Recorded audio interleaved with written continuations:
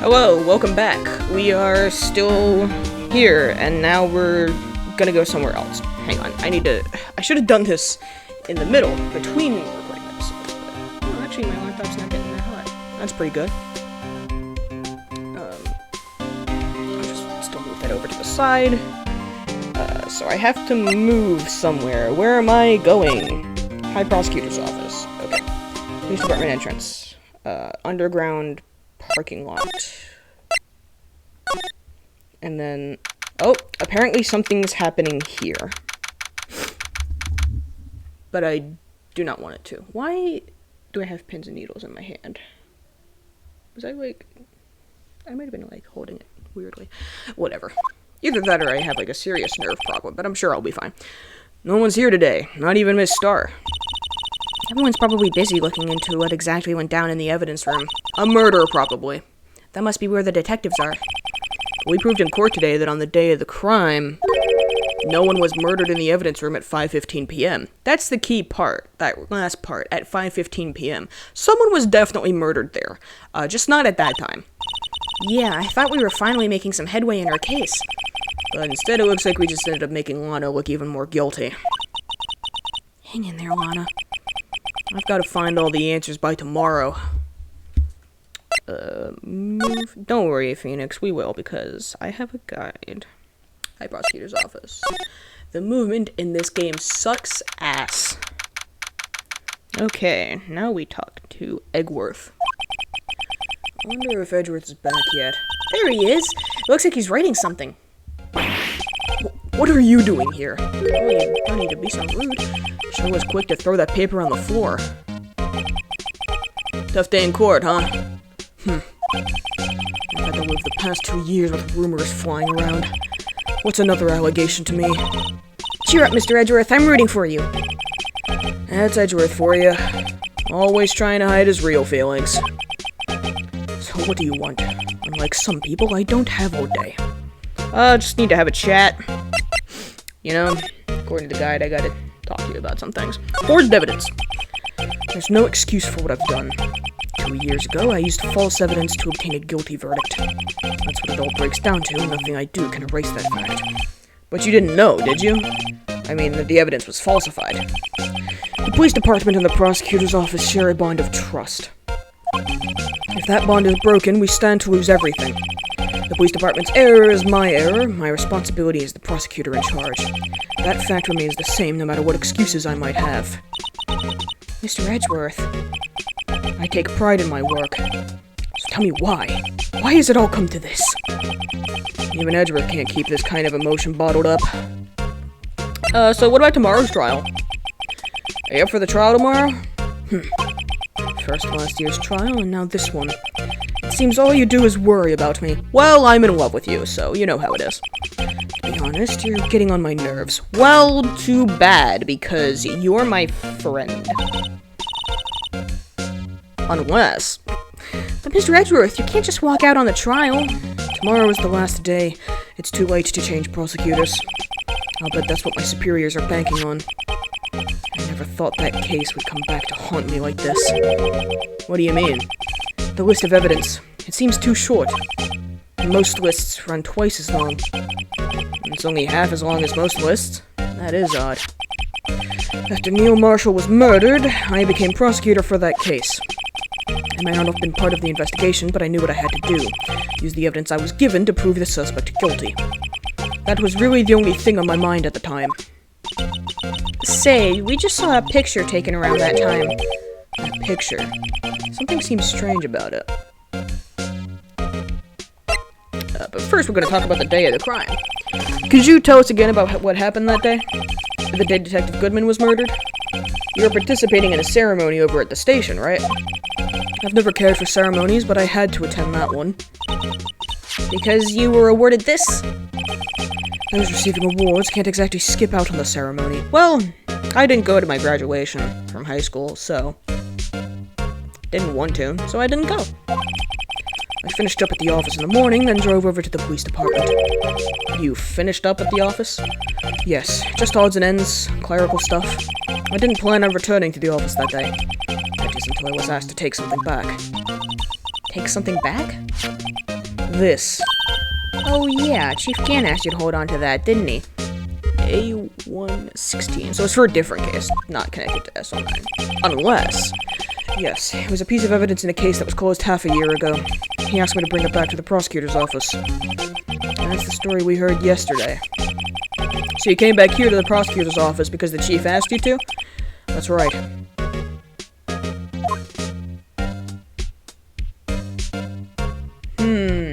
And the body was found in the trunk of Edgeworth's car. Which seems a very specific location for a dead body to be found. So everyone that was involved in the SO9 incident is involved here somehow. Lana is the defendant, and she was a detective in the SO9 incident. I can't remember now if she was actually a detective on the case, or if she was a witness, basically. But she's the defendant here. Angel Starr, who was a detective at the time, is now a witness in this case. Officer Marshall, who also was a detective in the SO9 incident, was like, I guess, kind of keeping tabs on the crime scene. He was like looking at the crime scene, because they, for some reason, like, didn't want Gumshoe doing it or other detectives doing it. Even though Marshall was only a patrolman, Goodman, who was the head detective in the SO9 incident, is the victim in this case, and Edgeworth, who was the prosecutor after Neil Marshall died, the body was found in his car and killed with his knife. So there is a lot going on here that doesn't seem quite right. Okay, present... This one. This picture was hanging on the wall in Chief Gant's office. Prosecutor Neil Marshall. He had just started making a name for himself. Looks like this was taken when he received the King of Prosecutors trophy. Speaking of that, there's something that bothers me. Yes? The trophy Mr. Marshall is holding, it's a little different than yours. Yes, you're right. I remember now. Remember what? That was what the official prosecutor's trophy looked like until 2 years ago. There's a story behind its design. A story? Sounds interesting. Would you mind telling it to us? It's simple, really. Contradiction. That's what the award's based on. Okay.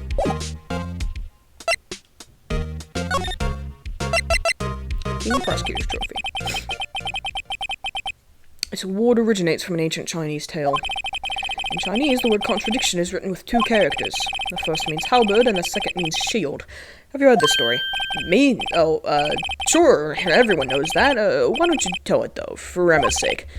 Very well. Nice one, Phoenix. Long ago, in the Kingdom of Chu, there was an arms merchant. I probably said that wrong. I don't know Chinese pronunciations. I apologize. One day, he presented the king with 2 items. The first was a halberd he claimed could slice through any shield or armor. The second was a shield he claimed could withstand any weapon. Wait a minute. Those claims contradict each other! Yes, Phoenix, that's the point.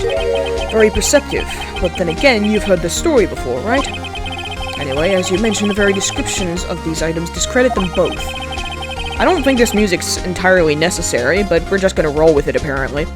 When the king pointed this out, the merchant was left speechless, and thus the Chinese word for contradiction was born. Oh, I see. So the chipped shield and broken knife symbolize... Precisely so. They symbolize the merchant's items. The ancient tale ends with the merchant at a loss for words, but it's in our nature to pursue matters to their conclusion, even if it results in something as ugly as this. Wow, thanks, Mr. Edgeworth. I learned something new today. That's funny. If that's so, then why were you only given a shield? You'll have to ask Chief Gant. 2 years ago, he had the halberd part of the award abolished. Chief Gant. Halberd was removed at Gant's behest, giving it its current form. Now what do I do? Right, Okay, so I examine and I look at the paper that Edgeworth so hastily tossed down on the ground. I wonder what he was writing before. Come on, Mr. Wright, let's take a look. Are you crazy? Edgeworth is sitting right there. Just distract him, I'll check it out. Hey, Edgeworth, wanna make out? Fuck, shit. Fuck. Is that Detective Gumshoe at the window there? Oh no, he's falling to the ground. Hold on. First let me see what this girl's doing crawling around my feet. He didn't even look. What? Letter of... If you're having trouble reading, I'll read it for you. It says letter of resignation. Resignation? Edgeworth, you don't mean... I'm tired, right? I feel as if something inside me has died. But Mr. Edgeworth, none of it is your fault. I know the path I've walked. You don't need to tell me. And the path I've walked hasn't been a just one. I can't forgive myself for what I've done. Yikes. No one else should forgive me either. Uh-oh. I think he's serious. When is he not? Mr. Wright, please, you have to do something. This letter of resignation. Wonder if I can use it for anything? Edgeworth discarded letter of resignation. He's serious. That's what we bribed Gumshoe with. Yeah, I don't need an update on the weather. I can look outside and see it very clearly myself. Very cloudy today. Not raining anymore, though. It was raining earlier, but it's not raining anymore. There's no storm today. There was a storm just a few days ago. I don't remember exactly how long it's been since that storm, but there was a tornado warning. So we had a tornado, and we had to hide in the basement for a little bit until the tornado warning expired, but it's all good. Just a part of living in a part of the country where you get a small bit of every single natural disaster, with the exception of volcanoes. Excuse me. Oh, God, fuck, it's you. God. My day be so fine, then boom, Angel Star. Would either of you care for a quarter pound of roast beef? I'm vegan. I'm not actually vegan, I'm just joking. Miss Star, she's out of lunches. You certainly are the curious sort, aren't you? Kind of like the first person who sucked a cow's nipple to discover.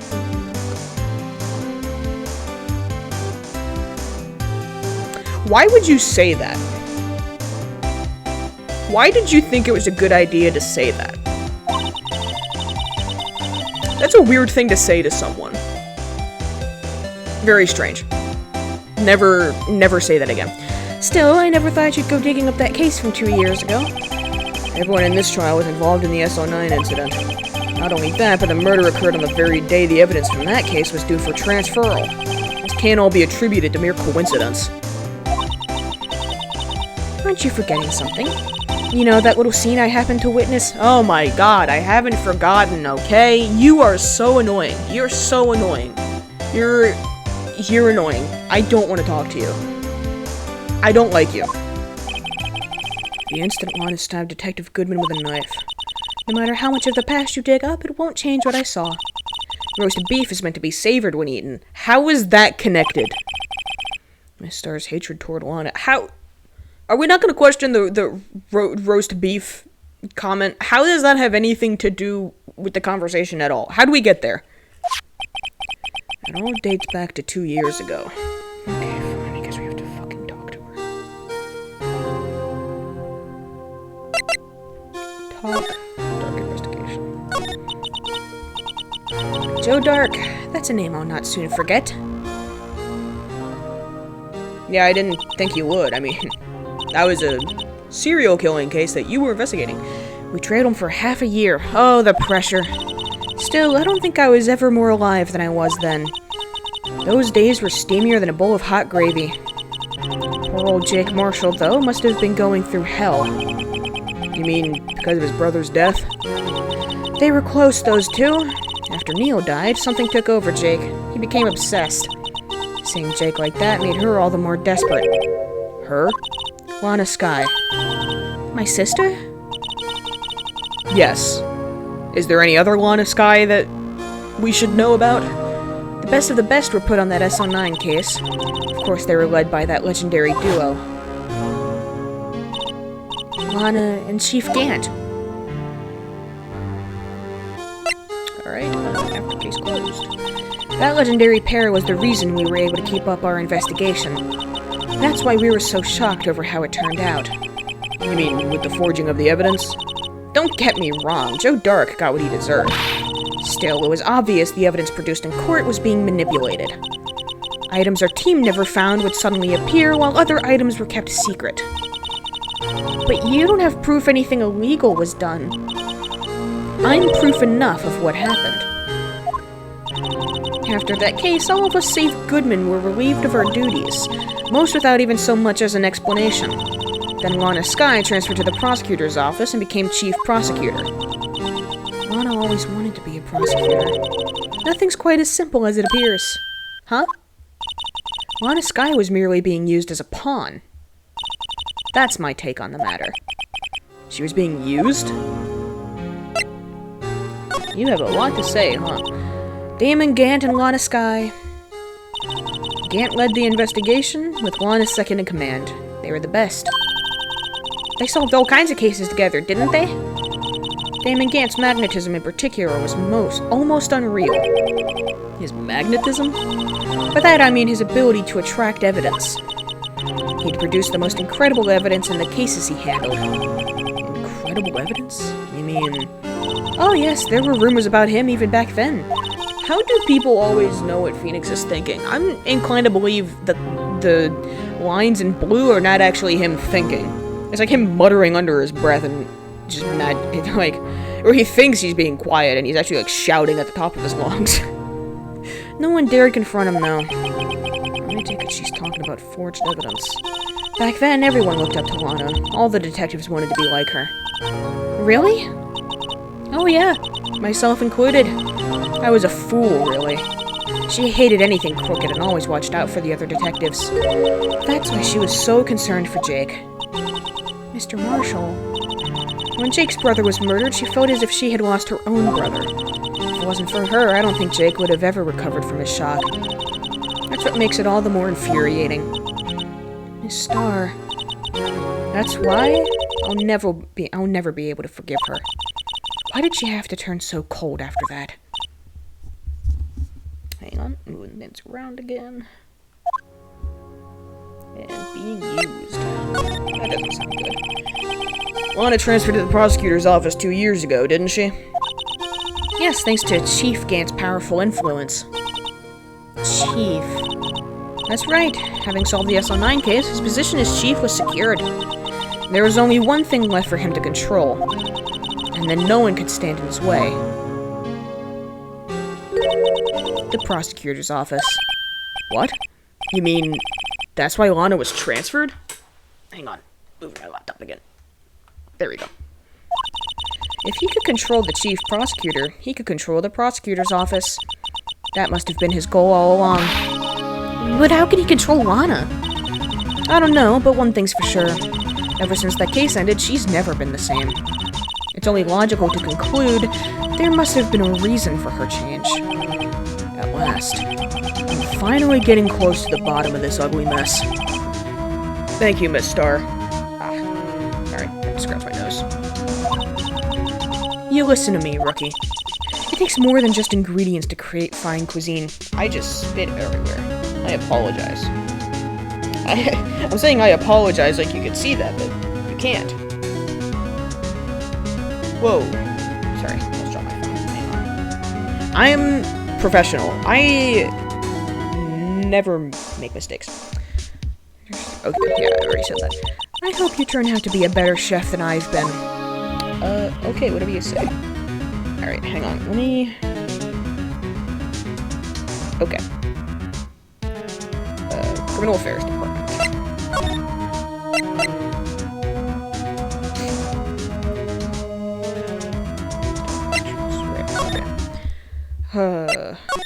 I am so glad. I mean, I'm pretty sure they fixed the movement system in later games.